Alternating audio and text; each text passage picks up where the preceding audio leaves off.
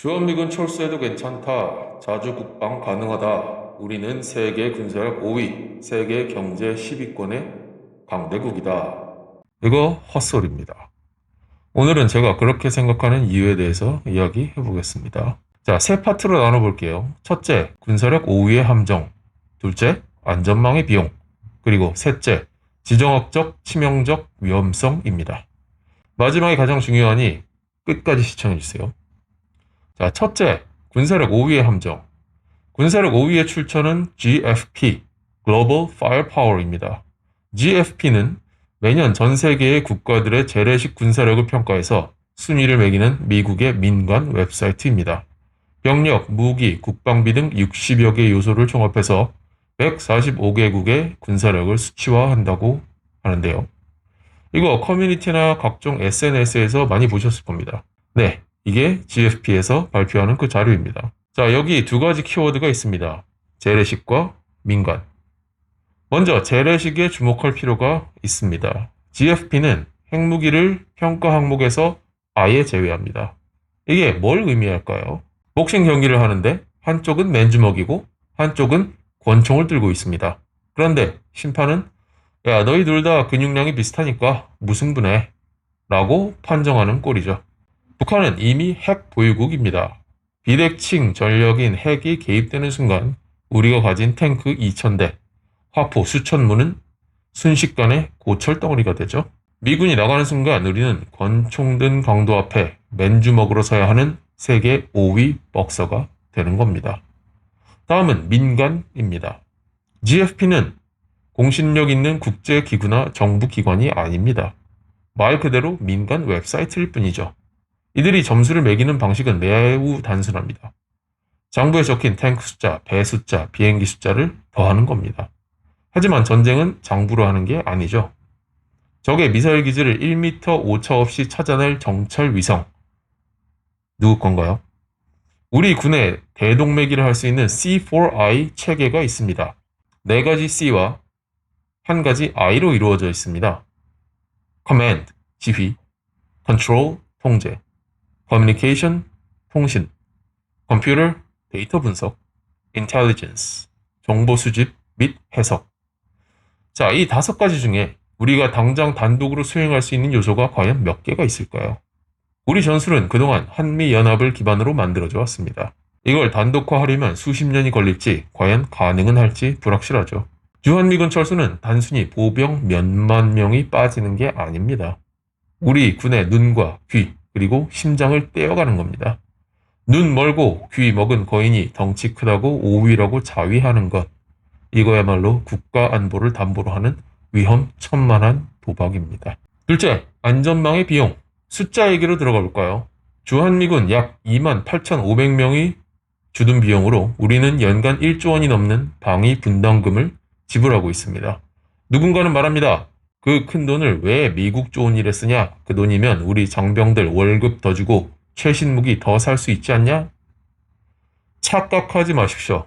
이 비용은 단순히 남의 나라 군대에 머무르는 월세 내주는 게 아닙니다.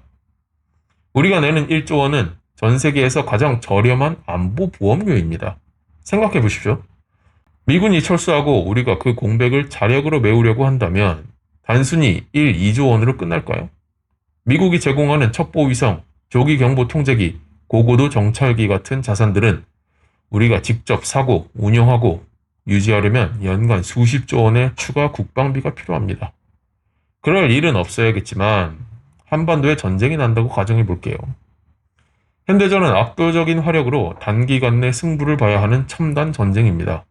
War Simulation에 따르면 개전 초기 단 24시간 만에 수도권에서 발생하는 사상자는 최소 20만 명에서 최대 150만 명에 달합니다. 대한민국 해군 강하죠? 강합니다. 하지만 우리에겐 항공모함이 없습니다. 반면 전쟁이 발발하면 미국은 즉각 7함대를 포함한 수개의 항모 강습단을 한반도 인근으로 전개합니다. 이게 그냥 배 몇 척 오는구나 수준일까요? 천만에요. 이건 움직이는 국가가 우리 옆에 와서 붙는 겁니다. 니미츠급 항공모함 한 척에는 80대 이상의 최신의 전투기가 탑재됩니다.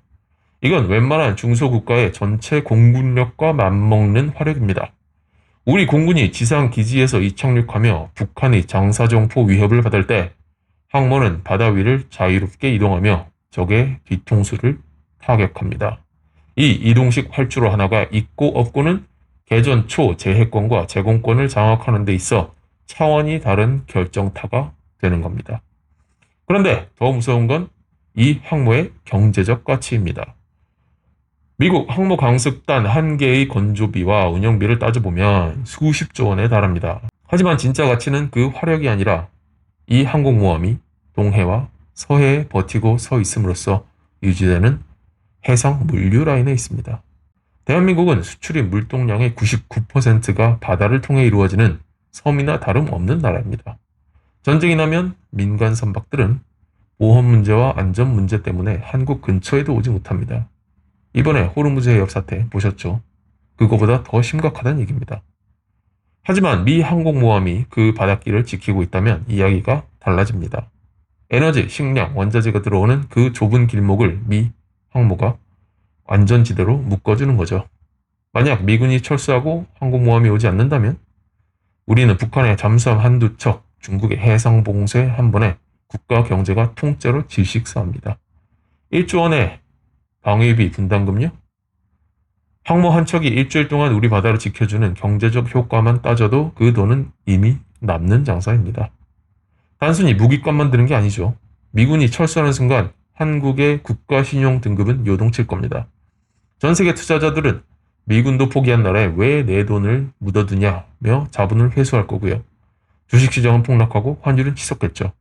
우리가 아낀 1조 원의 방위비, 그 몇백 배, 몇천 배에 달하는 국부 유출을 감당해야 할 겁니다.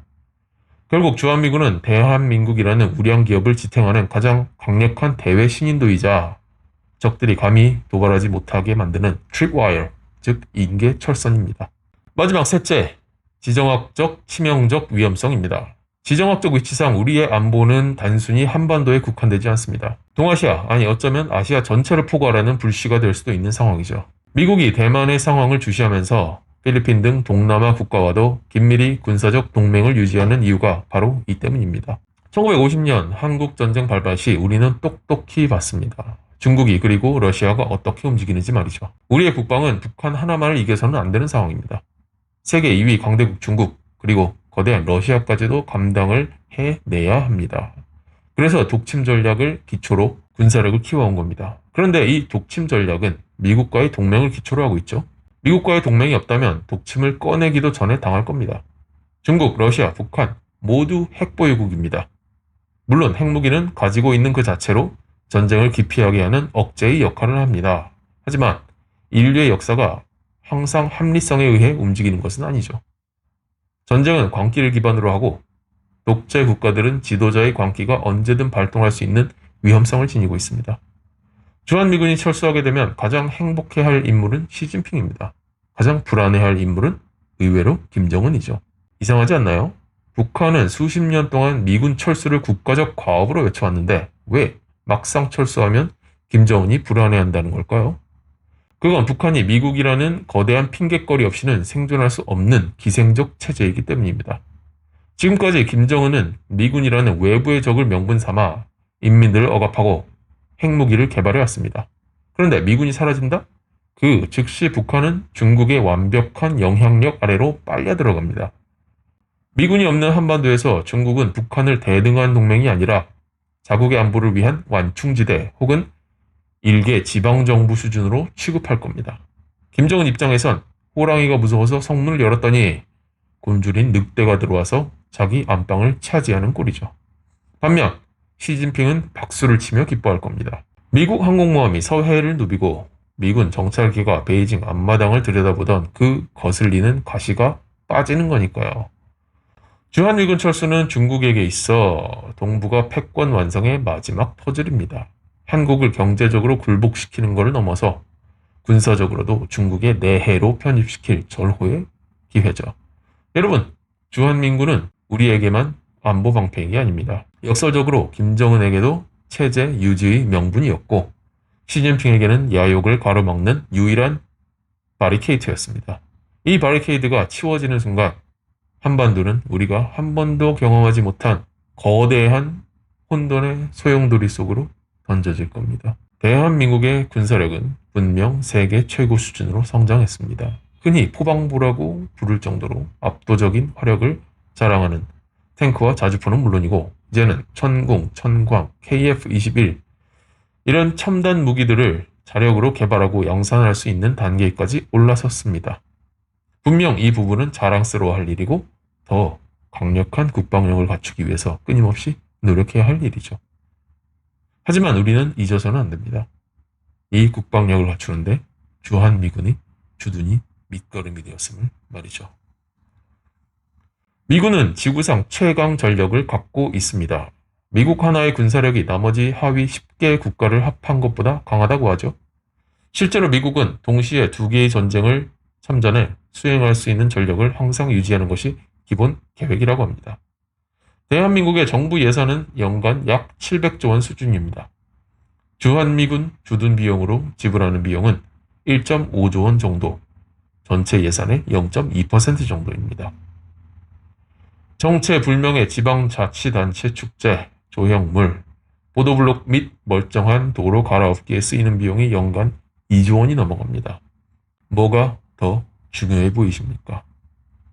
오늘은 여기서 마치겠습니다. 끝까지 시청해주셔서 감사합니다.